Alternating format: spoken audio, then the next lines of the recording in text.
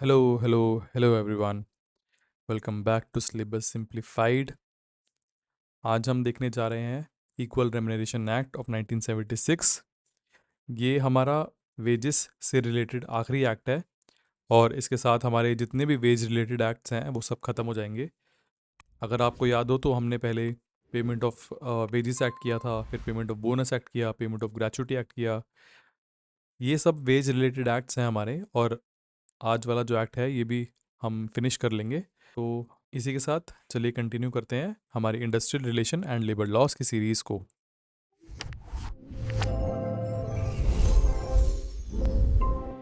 सबसे पहले तो मैं आप सबका शुक्रिया करना चाहता हूँ। हमने इस चैनल पे 1000 सब्सक्राइबर्स पूरे कर लिए हैं एंड मैं एक एक कमेंट जो है वो पढ़ता हूँ और जितना हो सकता है उसको उनको रिप्लाई भी करता हूँ। तो मुझे अच्छा लगता है जब आप लोग सपोर्ट करते हैं एंड इसी तरह इस चैनल को सपोर्ट करते रहिए। अभी भी मैं देख रहा हूँ काफ़ी लोगों ने चैनल को सब्सक्राइब नहीं किया हुआ है।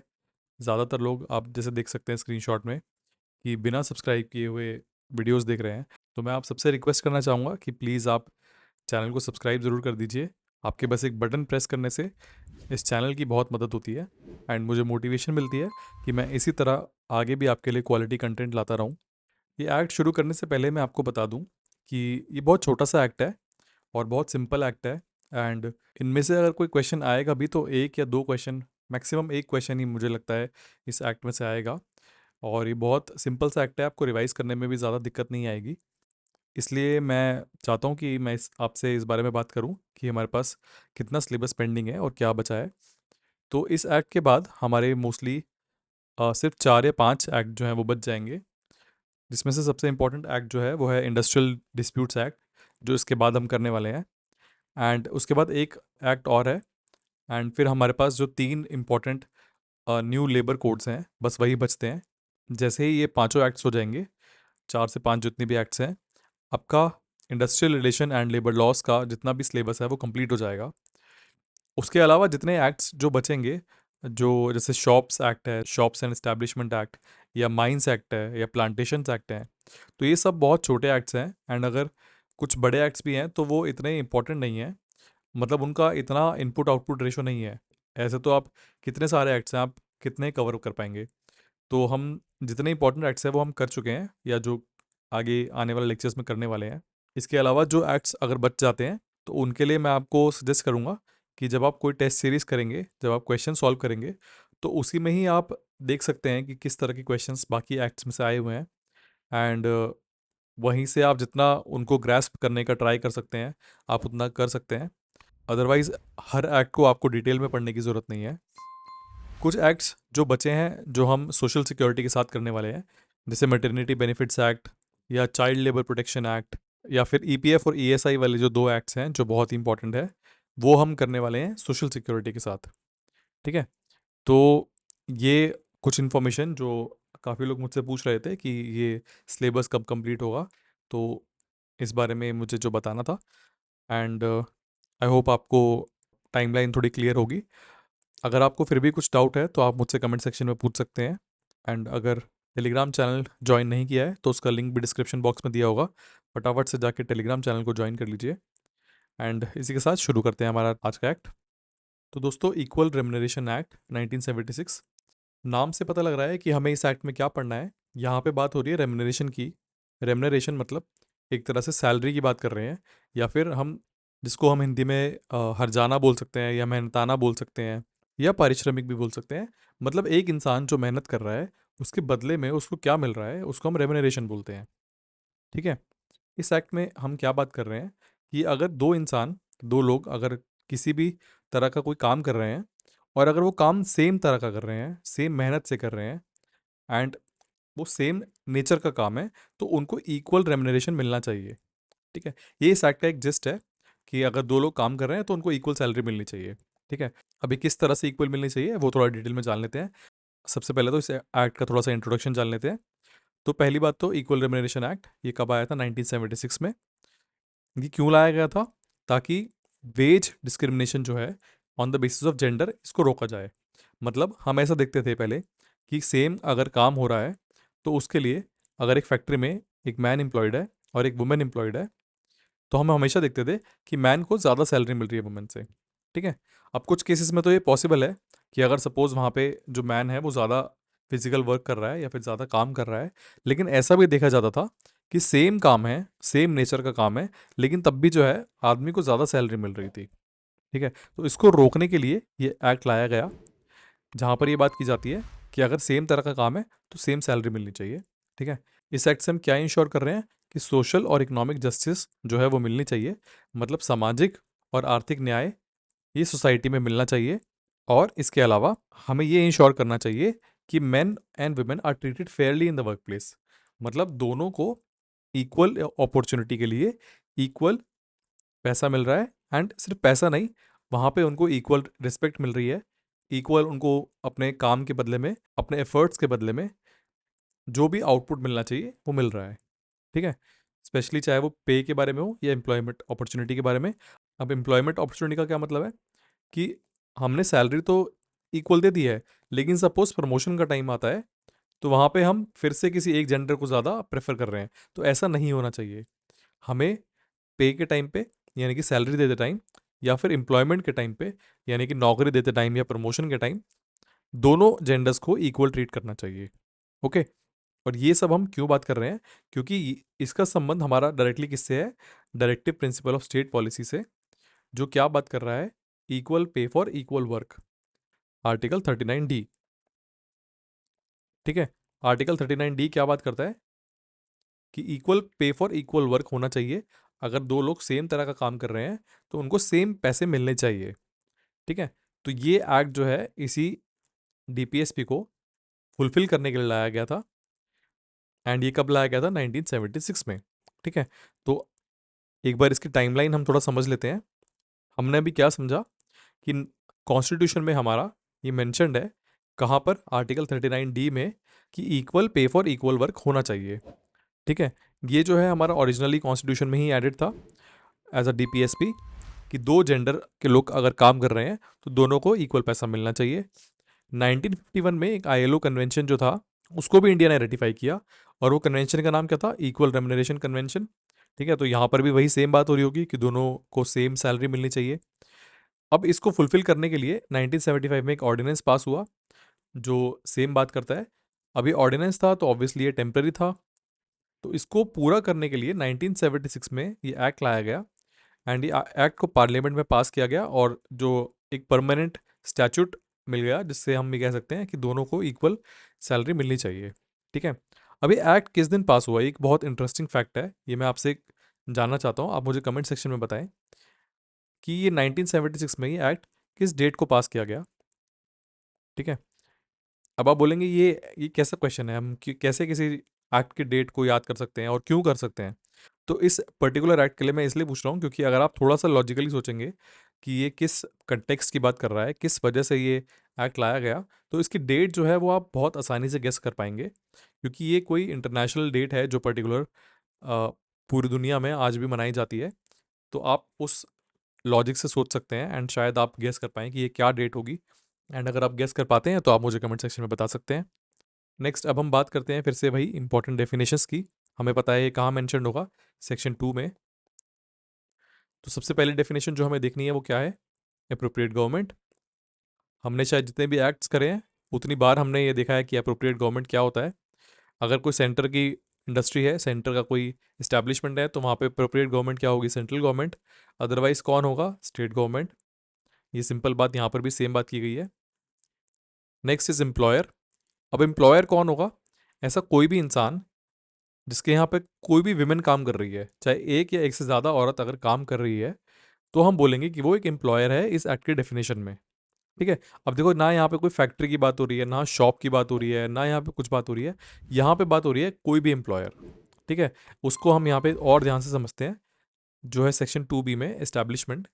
यहाँ पे देखो, अब हम देख सकते हैं any office, firm, shop, factory, industry और कमर्शियल एस्टैब्लिशमेंट। ठीक है। और any other place where women are employed for remuneration.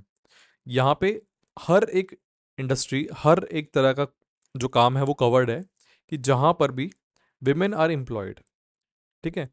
तो आप देख सकते हैं इस एक्ट में कहीं पर भी जो है वो इनकम की बात नहीं हो रही है, कि कितनी इनकम हम क्राइटेरिया लेके चलेंगे, ठीक है। या फिर इसको इनकम की जगह मैं लिख देता हूँ, कहीं पर भी वेजेस की बात नहीं हो रही है, ठीक है। कहीं पर भी नंबर ऑफ एम्प्लॉयज़ की बात नहीं हो रही है कि कम से कम इतने नंबर ऑफ एम्प्लॉयज़ होंगे तभी हम जो है इस एक्ट को अप्लाई करेंगे। यहाँ पर ऐसे कोई भी मिनिमम क्राइटेरिया की बात नहीं हो रही है। यहाँ पे डायरेक्टली लिखा हुआ है, ऐसा कोई भी shop, factory, firm, office, establishment जहाँ पे विमेन आर एम्प्लॉयड, ठीक है। तो अगर एक सिंगल वुमन जो है वो भी काम कर रही है किसी भी एस्टैब्लिशमेंट में, तो इसका मतलब वहाँ पर ये एक्ट अप्लाई होगा। Okay. Next is man and women. अब ये एक सिंपल बात है क्योंकि लीगल टर्म्स में हमें लिखना पड़ेगा। तो मैन कौन कंसिडर किया जाएगा? A person of male sex, and women a person of female sex, ठीक है। Next is remuneration. अब रेमुनरेशन का क्या मतलब है? मैंने बताया कि कोई इंसान कुछ काम कर रहा है तो उसके बदले में जो उसको मेहनत के पैसा मिल रहा है उसको हम बोलेंगे रेमुनरेशन। अब इसके अंदर सिर्फ बेसिक पे की बात नहीं हो रही है, यहाँ पर बेसिक वेज भी आ रहा है या फिर सैलरी किसी भी तरह की जिसके अंदर कोई भी अलाउंस आए, कोई भी बोनस आए, कोई भी इंसेंटिव आए, जो भी एक इंसान को मिल रही है उसको हम क्या बोलेंगे? रेमुनरेशन, ठीक है। तो देखो इस एक्ट में वेजेस की डेफिनेशन नहीं है, इस एक्ट में सैलरी की डेफिनेशन नहीं है, इस एक्ट में बोनस की डेफिनेशन नहीं है, इस एक्ट में सीधा लिखा हुआ है रेमुनरेशन। अभी क्यों लिखा हुआ है इसको भी थोड़ा लॉजिकली समझो। देखो यहाँ पे रेमुनरेशन की बात क्यों कर रहे हैं, क्योंकि हम क्या कहेंगे अगर यहाँ पे मान लो रेमुनरेशन की जगह वेज लिखा होता, तो हमें पता है वेज में क्या आता है। मोस्टली जितने भी एक्ट्स पढ़े हमने वहाँ पे क्या आता है? बेसिक पे प्लस डियरनेस अलाउंस, ठीक है। तो अगर मान लो यहाँ पे सिर्फ ये लिखा होता और ऐसा लिखा होता कि इस एक्ट के अंदर अगर हम वेज कोई प्रोवाइड कर रहे हैं तो वो दोनों को इक्वल मिलनी चाहिए, ठीक है। लेकिन इस केस में क्या होता कि अगर मान लो एम्प्लॉयर को डिस्क्रिमिनेशन करना होता तो वो क्या करता कि मेन को जो है वो ज़्यादा बोनस दे देता, या फिर कोई और तरह का अलाउंस, ओवर टाइम अलाउंस ज़्यादा दे देता, या ग्रेजुटी ज़्यादा दे देता, या किसी भी तरह का कोई भी अगर उसको एक्स्ट्रा अलाउंस था वो ज़्यादा दे देता ताकि वो डिस्क्रिमिनेट कर पाता।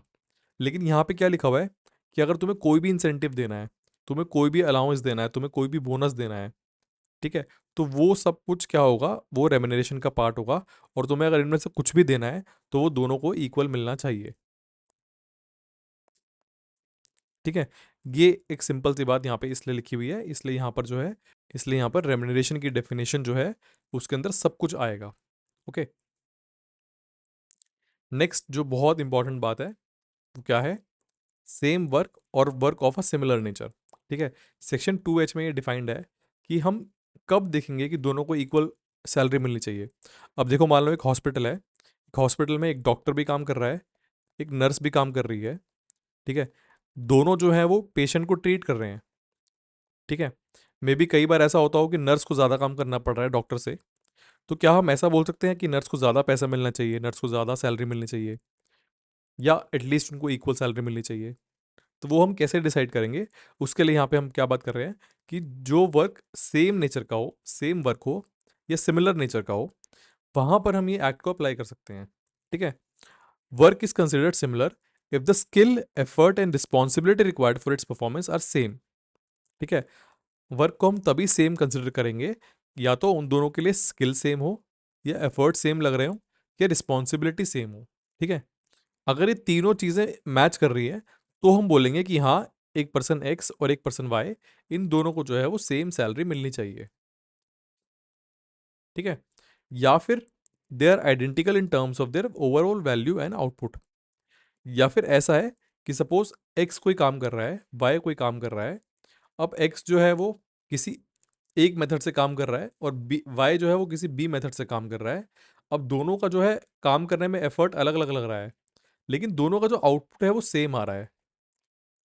तो इस केस में क्या देखा जाएगा कि हाँ, दोनों ने काम अलग किया हो, मे बी बी को मेथड ना पता हो, ए को वो पता हो, लेकिन दोनों का आउटपुट सेम आ रहा है, तो हम अभी भी क्या बोलेंगे कि हाँ, ये वर्क कैसा है? सिमिलर नेचर का है, ठीक है।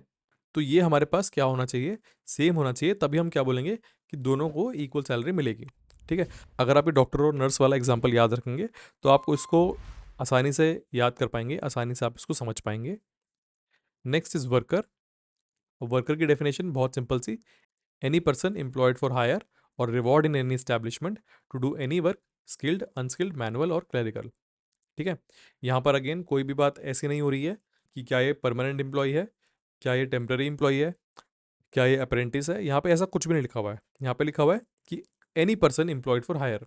ठीक है, कोई भी अगर पर्सन जिसको तुमने एम्प्लॉय किया है, जिसको तुमने नौकरी दी है और बदले में तुम उसको पैसा देने वाले हो, उसको हम क्या बोलेंगे? वर्कर। ओके, तो ये इंपॉर्टेंट डेफिनेशंस थी। आई होप आपको समझ आई होगी। कुछ भी अगर डाउट है इसमें तो कमेंट सेक्शन में आप मुझे बता सकते हैं। नेक्स्ट अब बात करते हैं हम कुछ core principles of this act. तो देखो, सबसे इंपॉर्टेंट प्रिंसिपल, जो सबसे इंपॉर्टेंट इसका एसेंस है पूरे इस एक्ट का, वो तो हमने समझ लिया कि हमें जेंडर बेस्ड डिस्क्रिमिनेशन को एलिमिनेट करना है। हमें ये देखना है कि दोनों जेंडर्स को इक्वल सैलरी मिलनी चाहिए। ठीक है, तो अगर हम इसके प्रिंसिपल्स को थोड़ा और डिटेल में समझें तो वही जो सारे सेक्शंस में इलेबोरेट किया जा रहा है। जैसे सेक्शन 4 क्या बात करता है कि अगर आदमी और औरत दोनों सेम काम कर रहे हैं, सेम वर्क कर रहे हैं, सिमिलर नेचर का कर रहे हैं, ठीक है, तो दोनों को सेम रेम्युनरेशन मिलना चाहिए। ठीक है, ये एक तरह से सबसे इंपॉर्टेंट पूरा सेक्शन है इस एक्ट का। अगर ये नहीं होगा तो इस एक्ट का कोई मतलब नहीं रहेगा। ठीक है, तो पूरे एक्ट का जो क्रक्स है वो कहाँ छुपा है? सेक्शन 4 में छुपा है। ठीक है, अब ये तो बात हुई थी इक्वल पे। ठीक है, यानी कि हम जब सैलरी दे रहे हैं, जब हमने दो लोगों को हायर कर रखा है एंड दोनों को सैलरी दे रहे हैं, तब की हम बात कर रहे हैं। पर हम क्या कह सकते हैं कि इवन हायरिंग के टाइम पे भी कोई डिस्क्रिमिनेशन नहीं होना चाहिए। सेक्शन 5 क्या कहता है? No hiring discrimination. मतलब अगर दो लोग तुम्हारे पास हैं, एक मैन और एक वुमेन, और दोनों के पास सेम स्किल है, सेम एजुकेशन लेवल है, या जो भी तुम्हारे पास रिक्वायरमेंट है सब कुछ सेम है, तो उनको तुम जेंडर के बेसिस पे रिजेक्ट नहीं कर सकते। ठीक है, तुम्हारा कोई और रीज़न हो सकता है रिजेक्शन का। मे बी अगर एक आदमी ज़्यादा स्किल्ड है या ज़्यादा एक्सपीरियंसड है या वाइस वर्सा तो पॉसिबल है, लेकिन जेंडर के बेसिस पे रिजेक्शन नहीं कर सकते at the time of hiring और at the time of promotion. दोनों ही टाइम पे जेंडर के बेसिस पे डिस्क्रिमिनेशन नहीं हो सकता। Okay, next is advisory committee. Section 6 क्या बात करता है कि गवर्नमेंट को एडवाइस करने के लिए कुछ एडवाइजरी कमेटीज़ होंगी, और उनका काम क्या होगा कि वो चेक करेंगे कि ये एक्ट जो है वो अच्छे से इम्प्लीमेंट हो रहा है नहीं हो रहा है, और किस तरह से एम्प्लॉयमेंट अपॉर्चुनिटीज़ है उसको बढ़ा सकते हैं, किस तरह से हम गवर्नमेंट जो है वो ऐसा स्टेप ले सकती है कि विमेन जो है वो ज़्यादा पार्टिसिपेट करे वर्कफोर्स में एंड ज़्यादा कंट्रीब्यूट कर पाए इकोनॉमी में। तो ये किसका काम होगा? एडवाइजरी कमेटी का, जो सेक्शन 6 में डिफाइंड है। Okay, now next is enforcement and penalties. इसमें कुछ ज़्यादा नहीं है, ये आप अगर एक बार खुद से भी पढ़ेंगे तो आप समझ पाएंगे। ये सेम बात वही जो हम ऑलरेडी कितनी बार कर चुके हैं कि सेक्शन 7 क्या बात कर रहा है कि गवर्नमेंट का काम क्या होगा कि कुछ अथॉरिटीज़ को अपॉइंट करें, जिनका काम क्या होगा कि वो क्लेम्स सुनेंगे एंड कंप्लेंट सुनेंगे। इन अथॉरिटीज़ के पास सिविल कोर्ट की पावर होगी। ठीक है, और अगर कहीं पर ऐसा देखा जा रहा है कि एम्प्लॉयर जो है वो किसी एक जेंडर को ज़्यादा सैलरी दे रहा है दूसरे से, तो वहाँ पर वो जो डिफरेंस ऑफ सैलरी है वो देने के लिए सिविल कोर्ट बोल सकता है। ठीक है, सेक्शन 8 बात कर रहे हैं इंस्पेक्टर की। इंस्पेक्टर्स का काम क्या होगा वो हमने पहले भी देखा है। एंड सेक्शन 9 और 10 बात कर रहा है पेनल्टीज़ की। पेनल्टीज़ में यहाँ पर क्या बात कर रहे हैं कि अगर फर्स्ट टाइम ऑफेंस है तो 10,000 से लेकर 20,000 तक का फाइन लग सकता है, और अगर ज़्यादा है उसके बाद अगर दोबारा से ऑफेंस किया जा रहा है बार बार, तो जेल भी हो सकती है अप टू 5 ईयर्स। ओके, इसको एक बार आप खुद से पढ़ लेंगे तो आपको ज़्यादा क्लियर होगा। ठीक है, इसमें ऐसा कुछ समझने का नहीं है एंड मोस्टली इसमें से कुछ क्वेश्चन बनता भी नहीं है। Now next is power of central government. अब देखो, इस एक्ट में ज़्यादातर जो रिस्पॉन्सिबिलिटी है, ज़्यादातर जो पावर्स हैं वो सेंट्रल गवर्नमेंट के पास है, क्योंकि ये जो एक्ट है वो ऐसा नहीं है कि इसमें स्टेट के पास कुछ ज़्यादा स्कोप है चेंज करने का। हम सीधी सी बात ये कर रहे हैं कि इक्वल पे मिलना चाहिए। अब इसमें कोई भी स्टेट क्या ही अमेंडमेंट कर लेगा, ऑब्वियसली उसमें ऑलरेडी जो है एकदम एक्सट्रीम स्टेटमेंट्स हैं। तो जितनी भी पावर्स हैं वो ज़्यादातर सेंटर के पास हैं। जैसे मैंने बताया था, एडवाइजरी कमेटी जो बनाई जाती है वो कौन बनाता है? वो सेंट्रल गवर्नमेंट बनाती है। सिमिलरली जितने भी रूल्स बनेंगे इस एक्ट में वो कौन बनाएगा? वो सेंट्रल गवर्नमेंट बनाएगी। एंड अगर किसी भी इंडस्ट्री में हमें एग्जेम्प्ट करना हो उस इंडस्ट्री को इस एक्ट को लगाने में, तो वो पावर भी किसके पास है? वो पावर भी सेंट्रल गवर्नमेंट के पास है। जैसे हमने यहाँ पे पढ़ा था अभी कि नो हायरिंग डिस्क्रिमिनेशन। ठीक है, अगर हायरिंग के टाइम पे मेन और वुमेन के बीच में डिस्क्रिमिनेशन नहीं होना चाहिए, लेकिन सेंट्रल गवर्नमेंट किसी भी तरह से इसको एग्जेम्पशन दे सकती है किसी भी इंडस्ट्री को। जैसे माइंस एक्ट के अंदर ये साफ लिखा हुआ है कि किसी भी तरह की माइन में विमेन को एम्प्लॉयमेंट नहीं मिलेगी। ठीक है, क्योंकि माइंस के अंदर क्या होता है कि ज़मीन के नीचे जाना पड़ता है एंड वहाँ पे खुदाई करनी पड़ती है। तो इस एक्ट के according women are not allowed to women are not allowed to be employed. ठीक है। ये जो काम होगा माइनिंग वगैरह का, ये सब कौन करेंगे? सिर्फ मेन करेंगे। ओके। तो ये पावर किसके पास होगी? ये सेंट्रल गवर्नमेंट के पास होगी, एग्जेम्प्ट करना किसी भी ऑर्गेनाइजेशन को। Okay. Next is path forward. अब ये मैं ज़्यादातर किसी भी एक्ट में नहीं डालता, लेकिन ये टॉपिक इस तरह का है कि आप यूपीएससी मेंस के लिए अगर प्रिपेयर कर रहे हैं तो वहाँ पर भी आप इस तरह का कंक्लूजन लिख सकते हैं, वे फॉरवर्ड लिख सकते हैं, तो आपको मदद मिलेगी आंसर राइटिंग में। ठीक है, ये आप एक बार पढ़ सकते हैं इसको। अब हम कुछ क्वेश्चंस देख लेते हैं जिससे ये एक्ट हम क्विकली रिवाइज कर पाएंगे। सबसे पहला question, under the equal remuneration act employers can not discriminate between main and women in the matter of. कहाँ कहाँ पे डिस्क्रिमिनेशन नहीं कर सकता? ट्रांसफर्स में, प्रमोशन में, ट्रेनिंग में, या फिर ऑल ऑफ द अबव।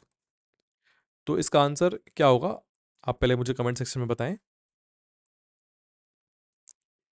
तो देखो, हमने प्रमोशंस तो अभी देखा ऊपर कि प्रमोशन के टाइम पे तो एम्प्लॉयर डिस्क्रिमिनेट नहीं कर सकता।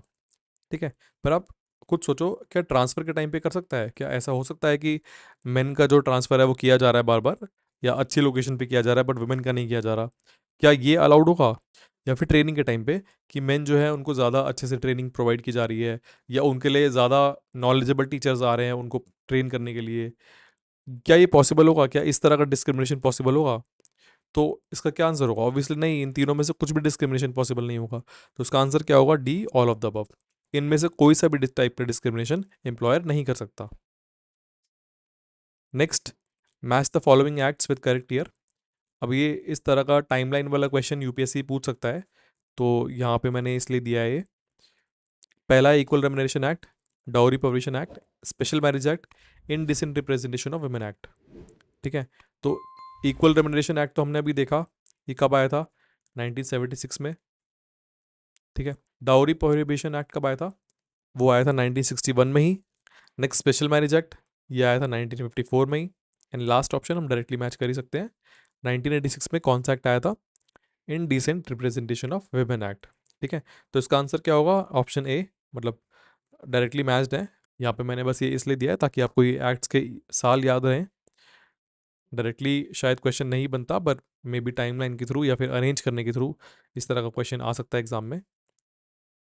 थर्ड, अब ये वही क्वेश्चन जो मैंने आपसे ऊपर पूछा, यहाँ पर मैंने आपको ऑप्शंस के साथ दिया है, तो मे बी आपको ऑप्शन से गेस करने में आसानी रहे कि ये एक्ट कब लाया गया था। आप मुझे कमेंट सेक्शन में बता सकते हैं इसका आंसर क्या होगा। Fourth question, which of the following statements is true regarding section 4 of the equal remuneration act? पहला option, employers can reduce men's wages to equalize women's wages. Second, employers cannot pay unequal wages to men and women for the same or similar work. Third, only women can claim violation under this section. And fourth, wages include only basic salary, not allowances. ठीक है, तो पहले तो आप मुझे comment section में answer बताइए इसका। अब इसमें से पहले तो हम वो स्टेटमेंट्स ठीक या क्रॉस कर लेते हैं जो हमने अभी अभी ऊपर पढ़ी है एक्ट में। जैसे पहले डी ऑप्शन देखते हैं, wages include only basic salary not allowance. ये मैंने आपको ऊपर अभी बताया था कि ऐसा नहीं होता। जब भी वेजेस की बात की जाती है तो पूरा अलाउंस की बात की जाती है, सब कैलकुलेट करके बताया जाता है। तो ये ऑप्शन तो बिल्कुल गलत है। ठीक है, पहला option, employers can reduce men's wages to equalize with women's wages. ठीक है, यहाँ पे क्या कह रहा है कि अगर सैलरी इक्वल करनी है तो मेंस की सैलरी भी घटा दो ताकि इक्वल सैलरी हो जाए। ये लॉजिकली क्या सही लग रहा है? मतलब हम यहाँ पर कह रहे हैं कि इक्वल रिम्युनरेशन देना है, इक्वल सैलरी देनी है, तो बजाय कि वुमेन की सैलरी बढ़ाने के हम मेन की ही कम कर देते हैं। तो ये क्या होगा? ये गलत होगा, ये स्टेटमेंट। इस तरह का तो हमने कोई प्रोविजन नहीं पढ़ा। अब सेकंड और थर्ड स्टेटमेंट देख लेते हैं। अब सेकंड स्टेटमेंट ये हमारा बिल्कुल सही है, क्योंकि हमने ये एग्जैक्ट स्टेटमेंट पढ़ा ऊपर कि employers can not pay unequal wages to man and women for same work. ठीक है, या सिमिलर वर्क, ये हमने पढ़ा ऊपर अभी एग्जैक्टली सेम। थर्ड स्टेटमेंट में क्या गलत है देखो, only women can claim violation under this section या अंडर दिस एक्ट।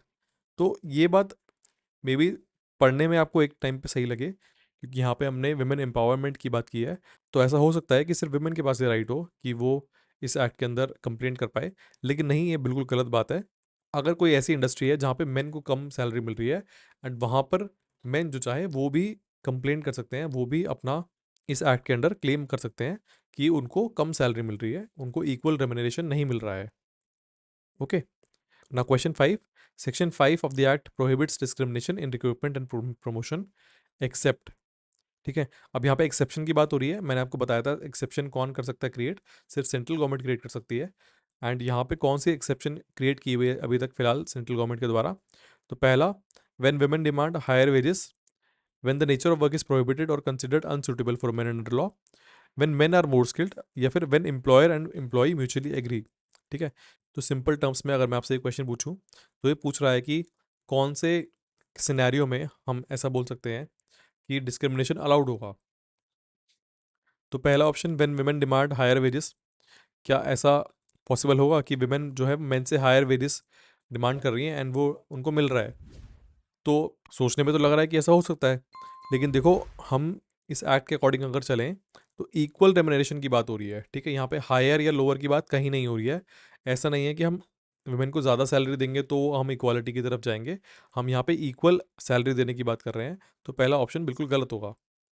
ठीक है। Third option, when men are more skilled. अब देखो, यहाँ पे एक तरह से एक ग्रुपिंग हो गई है कि मतलब सारे मेन को जो है वो एक साथ हायर स्किल्ड कंसिडर किया गया है।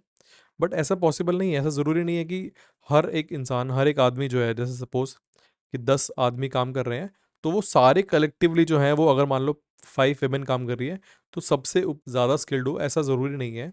ठीक है ना? तो ये जो ऑप्शन है ये बिल्कुल गलत है, यहाँ पर भी डिस्क्रिमिनेशन अलाउड नहीं होगा।